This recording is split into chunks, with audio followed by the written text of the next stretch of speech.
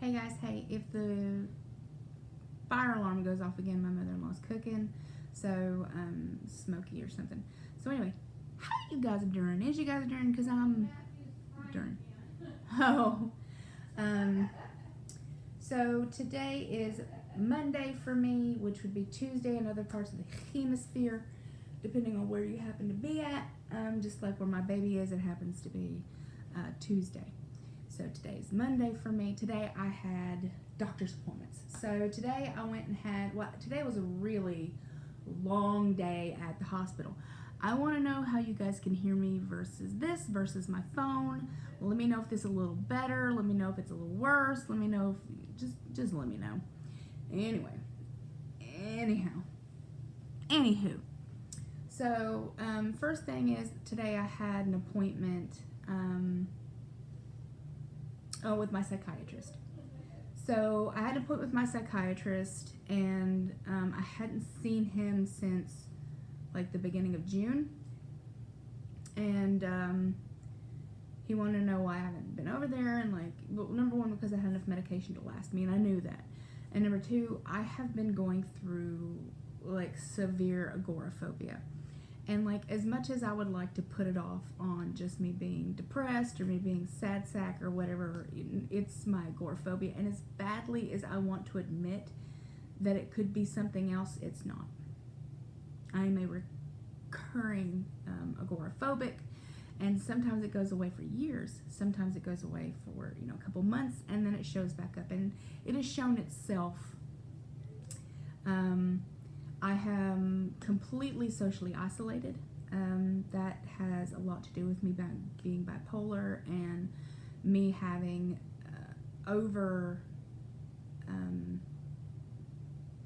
me having so much anxiety that just the thought of bringing anybody else into all this it's too much for me.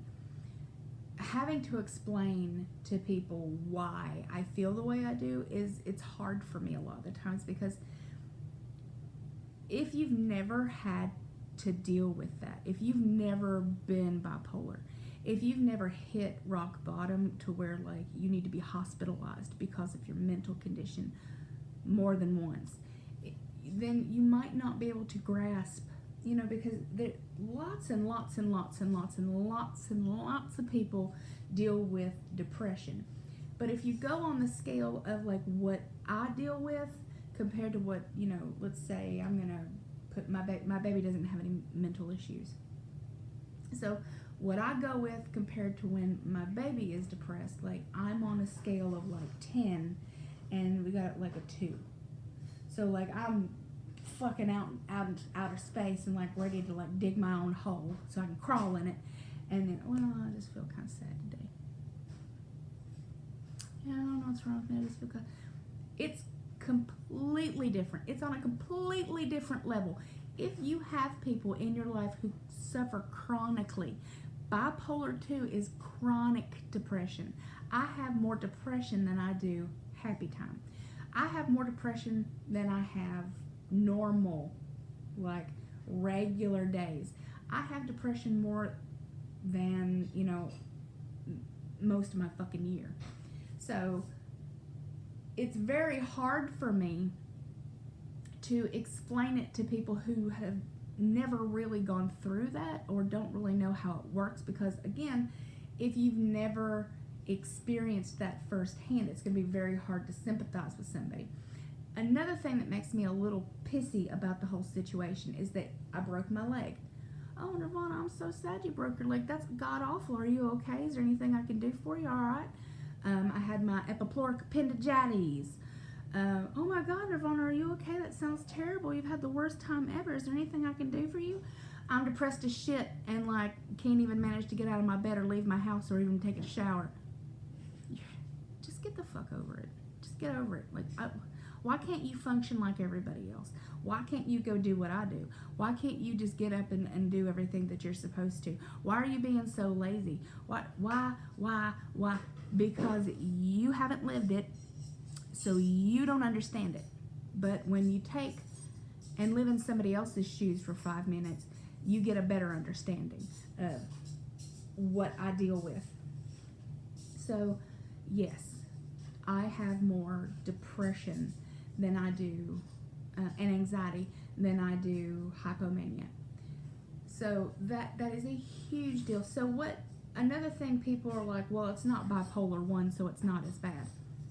Yes, the fuck it is. Yes, it is. Absolutely. The only thing is that I don't go and have like increased sexual appetite for strangers and have to have sex with them.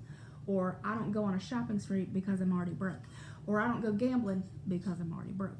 Or, you know what I'm saying? Like, there are certain things with mania, which is bipolar 1, that can get them in a lot of trouble because it's kind of like a tornado comes through and then all of a sudden you're picking up the pieces. Well, bipolar 2 is the same way. It's just I don't get that happy, like, euphoric, crazy time where I'm out of my control. I'm not out of my control. I'm completely coherent. I understand what's going on. I understand why it's going on. I understand, there are certain measures I have to take in order to try and fix it. Just like today, I went and got on another medication. I didn't want to, but after talking to him for over an hour, we decided that it was the best thing was to try to add something onto my Wellbutrin and my Lamictal and see if that helps, because I have to be able to leave my house. I have to be able to leave my house. I have to be able to get my ass back into the gym. Like, that's not I need to go back to the gym. I need mentally and physically to get my ass back to the gym. I don't do well without getting this nervous anxiety, energy, which is what I have a lot. I have a lot of nervous anxiety and anger. I've talked about that before. My anxiety comes out a lot, like very busy, like overwhelming anxiety, and then I just become more and more upset, and I become more and more incoherent, and then eventually I either can take my Ativan and calm myself down. I get some loving, I calm myself down as much as I can and take an Ativan, or I'll pass out. So my panic attacks are horrible. Matter of fact, I just had one 2 nights ago, to the point to where everything just dimmed. Just at all the corners of my eyes and everything just started doing this number. And yeah. So I was on the verge of like just passing out. I hyperventilate until the point to where I can't breathe, I can't see, and I will pass the fuck out. So now I have my Ativan for when I need it. I took 2 milligrams today, which is what I'm allowed to have 3 times a day if I need it. So I took 2 milligrams. I'm feeling a lot better. I think I need to force myself to go back to the gym. I think that's going to be a big thing for me. It's going to be really helpful for me. So what else did I do? Well, I made my appointment for my MRI, which will be on the 21st. I made my appointment for the travel clinic to get the immunizations and stuff I'm going to need for Korea, because I'm not going to be stupid this time and just get the regular, everyday pneumonia and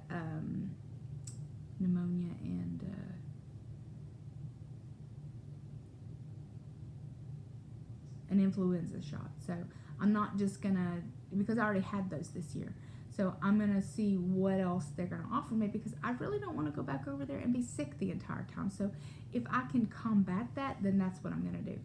So I have Thursday, I have 3 appointments. So I have in the morning, I have my DECA scan. Then I have my nerve induction test an hour later. Then at 1 o'clock, I go and have my my travel clinic immunizations. So that's gonna be a lot of fun. Yeah. So I have all of those. I picked up my vitamin K today from my doctor. From the thing. So I'll be taking 100 to 150,000 IUI of D3. I also am about to post a picture. Well, I could show it to you because I'm not on my phone. I'm on my iPad to see if that would be a little easier. Let me show you guys a picture. Hold on. Alright, hold on. Right, hold up. Hold up. Okay. So can you guys see this? Like, hold on. If I can see it, maybe you guys can. Come on.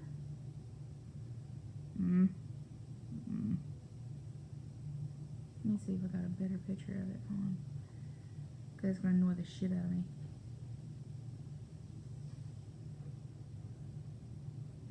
Let's see. Okay, there. Yeah, there we go. So these, like, see these two things? These are for every day. So this and this is every day. Hold on. Alright. That cup is, I take 4 of, so that cup, the watermelon next to it, which is my bariatric vitamin, I have to take 4 spoonsful of it, and it does this cup right here. So this cup is like, this cup only sits this big, and it's like almost to here with my bariatric vitamin. And that's, I take 4 scoops of that a day. I'm taking vitamin A, D, E, and K, which are these little ones down here. Ooh, hold on. Which are these little ones right there. I'm taking iron, my Lamictal, my Wellbutrin, my vitamin D, and now vitamin K on top of all of that. So, let's talk revision. Okay. Now, I get a lot of questions about my revision. How can you get a revision? How do you talk about getting a revision? Let me be frank and honest with you. Who's frank? I don't know. Let me be just completely blunt, 100% honest, true Nirvana style. I wouldn't do it.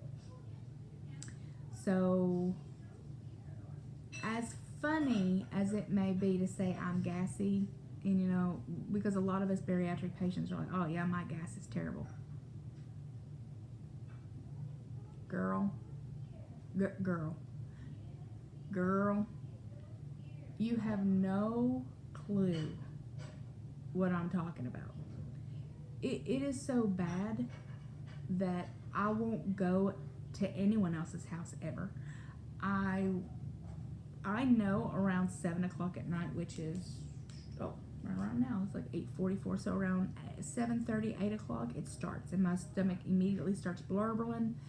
I probably use the bathroom for a good solid 2 hours back and forth in the morning just to get it all out. So it is constant diarrhea. It's not like, oh, I have some, no, it is constant diarrhea full of fat. So it doesn't flush. It smells terrible. I'm just being honest with you. Like, you guys want to know what this shit's like? Allow me to enlighten you. This is not trying to change anybody's mind. What you do, boo-boo, is you. But I will tell you how it works for me. And let's just say, they don't really tell you, like, everything that you know, they'll tell you, but until you've lived it, you really just don't know. So, having said that, where the hell was I? Because my mother-in-law's distracted me with noises downstairs. Oh yeah, so going to the bathroom. So, TMI alert. If you don't want to hear a lot of TMI, this is the time for you to either skip or, you know, go to somebody else's stuff. There are plenty of awesome people out there to look at. My asshole is raw every day. Every single solitary day. I actually have a special lidocaine wipe liquid. It's like a gel that I have to use every day. I also have to use different creams and stuff like that because I can get an infection. I have diarrhea every single solitary day. Every day. Every day. And it legitimately takes me probably about at least 2 hours in the morning to kind of wake my system up, let it do everything that it's got to do, and then I can kind of meander around. But that doesn't mean that I don't have to go to the bathroom later on.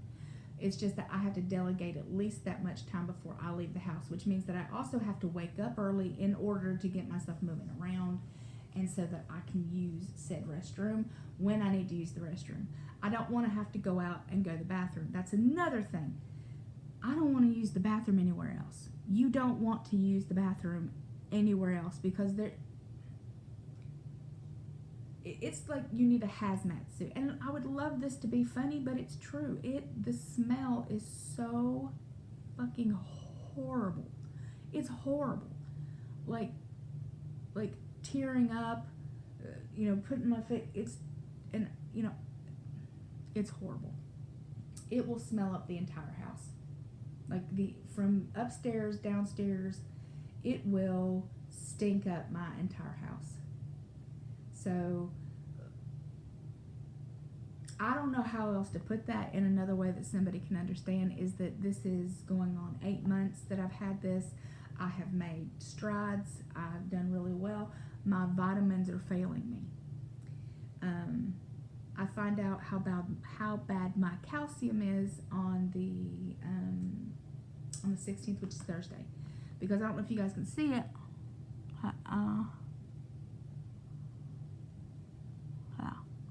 I'm missing that whole like fourth of a tooth, and then this one right here, it's got a crack all the way down the side. So I'm feeling like my body might be leaching some of the calcium out of my teeth and bones. So we got to get on that and see how stuff goes. I'm also going to talk to him about, depending on what my iron level is. I get that done on the 29th. He'll have it back before I leave. And I'm also going to just ask him, be like, look, if my hemoglobin is down far enough, would you be willing to give me a infusion so that, it'll last me a couple months till I come home. After talking to my psychiatrist, we went over my treatment plan, and we added another medication for the next 2 weeks. If I like it, I can keep it, but you never know with me. I took it a couple hours ago. Like, I don't notice anything different, but that's all right.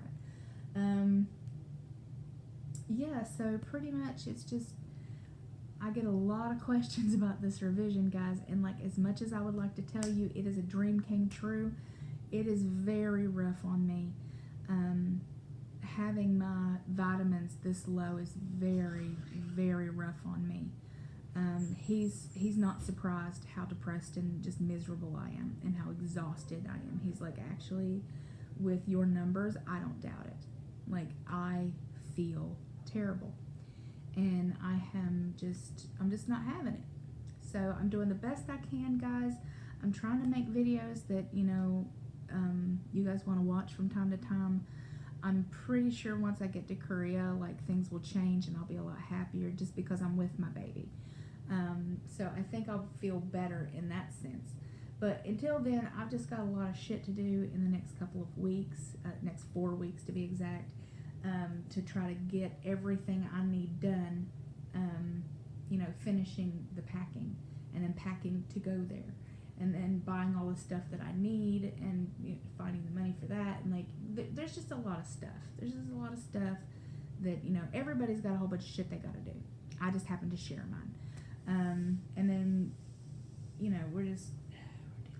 I'm dealing with it day by day. Day by day, guys, that's all I can do. Like, that's literally all I can do. I'm taking 21 supplements a day in order to get my shit back to where it needs to be, or at least higher. So I am spending a lot of money on vitamins because, well, you have a malabsorptive procedure like I do and you're not taking your vitamins. What do you expect to happen? I wasn't taking the right kind of vitamins. Nope. So I am paying the price for that because I thought something that wasn't true. And now that I am aware of this, now I can work on this and get myself back to a better spot. So by December, when I come back, I can get my labs done again and have them kind of looked over and see what's going on and see if I need to work more on other stuff. But until then, I'm going to be like I have been. I'm going to be incredibly diligent. Like, I'm on it. You don't got to tell me twice. I am on it. So other than that, guys, like, life is what it is. Life is what it is. Yeah. So I just wanted to come on here for a few minutes. I wanted to tell you guys that, should be. Wanted to tell you guys how much I appreciate you, and that I was thinking about you guys today. And the reason why I talked about the distal is because my surgeon has decided he will no longer be doing the DS or the distal bypass, which he's only done one of, because of the issues people are having with the vitamins. And that's what happens. I'm like, if you give people who've never had really a malabsorptive procedure, if you give them, something like this, and then you don't really, how can I put it, and you don't really explain it to the point to where, like, if you don't take your fucking vitamins, you're gonna die. That's what it kind of takes for me. Like, you can't just be like, yeah, you need to take your vitamins. Nirvana, if you don't take your vitamins, you're gonna fucking die. All your bones are gonna break, your teeth are rotten out, you'll lose all your hair, like, your skin will look like shit, you'll feel worse than you do now. He's like, you know what I'm saying? Like, that's what it takes. It takes somebody to be honest with me for me to really get it. So that's what I'm trying to get across here. I'm not telling anybody not to get a revision. I'm not telling anybody what to do, period. I'm just telling you what I've done, what it's doing to me, what I know from my doctor, what my doctors is saying about it, and, like, I'm just doing, the very best I can with what I've got left here. So I'm going to try my best to go to the gym tomorrow.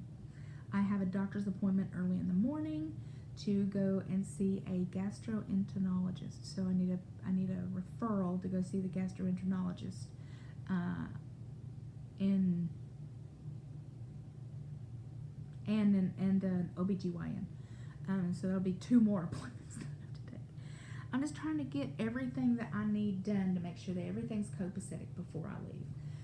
It makes it a little difficult because my mother-in-law is trying to get a job, and so I worry that, she's going to get hired at this place and not be able to take me to my appointments, which scares me because all these appointments are like an hour away. So I worry about whether or not I'm going to be able to get to all these. That's what I worry about. So we'll see how that works out. I'm doing a lot of the praying stuff where, we're having a big ass talk of, let's work something out, bro. Like, let's do something, man. Like, what can I do? Like, what do I need? Like, what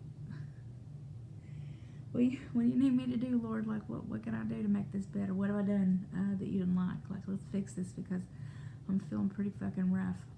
And I just wall myself off into a corner because I'm having such a hard time reaching out. I'm just having a really hard time with it. Like, I'm having a very, very, very hard time reaching out and letting anybody be there for me because I just have so much going on, and I just don't feel like dragging anybody else through it, or I don't know, guys. I'm not having it. Like, I'm just not having it. So anyway, I love you, beautiful, gorgeous, amazing faces. I hope everyone's having a wonderful day wherever the hell you happen to be in this world, and I will do my very best to talk to you guys again soon.